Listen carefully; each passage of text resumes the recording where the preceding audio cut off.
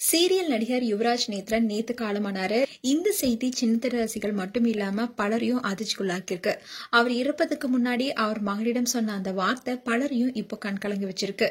Nethran Vijay TV, Zee Tamil, Sun டிவின்னு பல channel சீரியலையும் நடிச்சிட்டு வந்தாரு. சில மாதங்களாவே புற்றுநோய்க்கு சிகிச்சை பெற்று வந்திருந்த நிலையில காலமாகி இருக்காரு. அவருக்கு பல பிரபலங்கள் இரங்கல் தெரிவிச்சிட்டு வராங்க.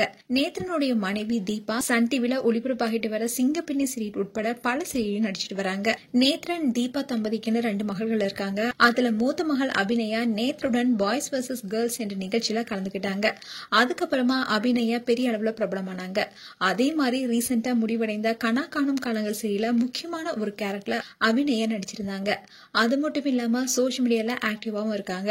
இந்நிலையில்தான் சில மாசங்களுக்கு முன்னாடி தன்னுடைய தந்தை ஐசியூல இருப்பதா ஒரு வீடியோவை ஷேர் பண்ணியிருந்தாங்க. அதுல தன்னுடைய அப்பாவுக்கு கேன்சர் பாசிட்டிவ்னு ரிசல்ட் வந்திருக்கு. அவருக்கு இப்போ ஆபரேஷன் செஞ்சிருக்காங்க. சில நாட்களாவே உடல்நலம் மோசமா இருக்குன்னு உருக்கமா பேசியிருந்தாங்க. இந்த வீடியோ பார்த்த பலரும் ஆறுதல் சொன்னாலும் ஒரு சிலர் விமர்சனமும் செஞ்சாங்க. இந்நிலையில சில மாதங்களுக்கு முன்னாடி அபிநயா ஒரு இன்டர்வியூ கொடுத்திருந்தாங்க. அதுல அவங்க என்ன சொல்லியிருந்தாங்கன்னா, அப்பாவுக்கு புற்றுநோய் பாதிப்பு இருக்குன்னு போஸ்ட் போட்டதுன்னே சிலர் விமர்சனம் செஞ்சாங்க. அது எனக்கு ரொம்பவே மனவேதனை கொடுத்தது. ஆனா என்னுடைய அப்பா மீண்டு வந்துட்டாரு. இப்போ அவர் மெல்ல மெல்ல பழைய நிலைக்கு திரும்பிட்டு வராரு. எங்களுக்கு முக்கிய துணையா இருப்பதே என்னுடைய அப்பா தான். எந்த பிரச்சனை வந்தாலும் எங்களுக்கு தைரியம் கொடுப்பாரு.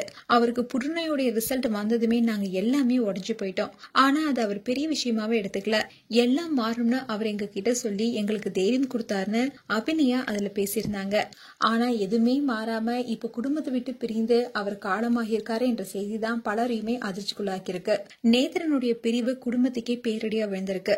இனிதான் அவருடைய குடும்பம் தைரியமா இருக்கணும். மேலும் இந்த துக்கத்திலிருந்து நேத்ரனுடைய குடும்பம் மீண்டு வரணும்.